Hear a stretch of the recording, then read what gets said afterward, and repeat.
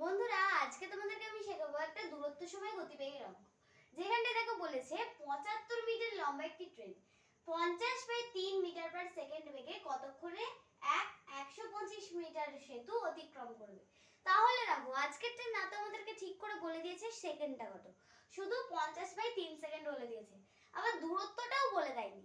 তাহলে 50/3 সেকেন্ডকে আমি কি করব দেখো, 50/3 সেকেন্ড মানেটা কি দেখো, একটা সেকেন্ড ধরো তুমি লিখলে 1 সেকেন্ড, এবার তার থেকে ধরো তোমাকে বলছে যে ওই সেকেন্ডটাকে নেব না, আমি ওটাকে পূর্ণ মানে ভগ্নাংশে লিখবো। ধরো দেওয়া আছে এখানেতে 60 সেকেন্ড, এবার কেউ তো 60/1 ও লিখতে পারে, মানেই তো 60। আবার ধরো কেউ লিখছে 55 সেকেন্ড, তাহলে এইটাকেও তো সে লিখতে পারে এরকম করে 55/1। তেমনই কার একটা ইচ্ছা গেছে যে আমি এটাকে লিখবো 50/3, তাই জাস্ট সেকেন্ডটাকে ওইভাবে লেখা হয়েছে।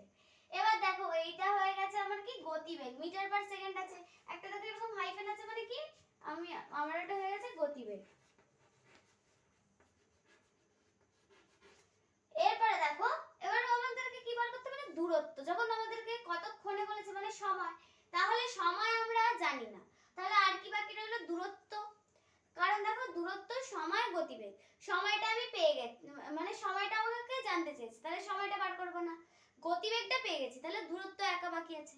তাহলে দূরত্ব বার করব কি করে, দুটো দূরত্ব দিয়েছে, যদি আমি লিখি 75 মিটার তাহলে এ রাগ করবে, আবার যদি লিখি 125 মিটার এ রাগ করবে। তাই কি করব, আমি দুজনকে যোগ করে দেবো, যোগ করে পাচ্ছি আমি 200 মিটার। তাহলে এটা হয়ে গেছে আমাদের দূরত্ব।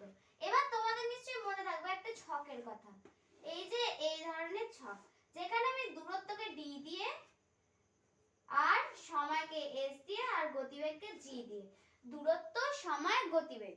তাহলে এই যে এই জিনিসগুলো দেখলে, এবার দেখো এখানে তো আমাদের কি চেয়েছে সময়, তাহলে সময় তো s, তাহলে s যখন আমাদেরকে বার করতে দিয়েছে তাহলে আমাদেরকে এই দুটো করতে হবে। তো এই দুটোকে কি করব দেখো, এই দেখো এইখানটা থেকে এতটা, এই যে এইখানটা থেকে এতটা একটা দেখো বাই এর মতো চিহ্ন আছে, যেটা d/g। তাহলে দূরত্ব বাই গতিবেগ, কারণ বাই মানেই হচ্ছে ভাগ, তাহলে ভাগটা করি দেখি কি পাই। তাহলে দূরত্ব হচ্ছে 200 আর বাই 50/3, আর 3টা যেহেতু ভাগ আছে তাহলে সেটাকে যদি আমি গুণ করি তাহলে 3 কি করবে, লাফিয়ে উপরে উঠে যাবে। হলো, এরপর আমি কাটাকাটিটা করছি, দেখো এই শূন্য এই শূন্য কেটে গেল, 5 4 20, তাহলে 3 4 12, তার মানে ওই যে ট্রেনটা ওই সেতুটা অতিক্রম করবে 12 সেকেন্ডে। তার মানে ট্রেনটার গতিবেগটা তোমরা ভাবতে পারছো যে একটা 125 মিটার লম্বা ট্রেন, এই 75 মিটার লম্বা ট্রেন, যেটা তার দ্বিগুণের থেকে কিছুটা কম, ওই একটা বড় সেতুকে সে 12 সেকেন্ডের মধ্যে অতিক্রম করে ফেলছে। তাহলে তো এইরকম করেই তোমরা অঙ্কগুলো সব করবে। যদি কোনো অঙ্ক তোমাদের আটকে থাকে অবশ্যই তা আমাকে কমেন্টে জানাবে। তো আজকের ভিডিওটা ভালো লাগলে অবশ্যই একটা লাইক করে দেবে, চ্যানেলটিকে অবশ্যই সাবস্ক্রাইব করে দেবে।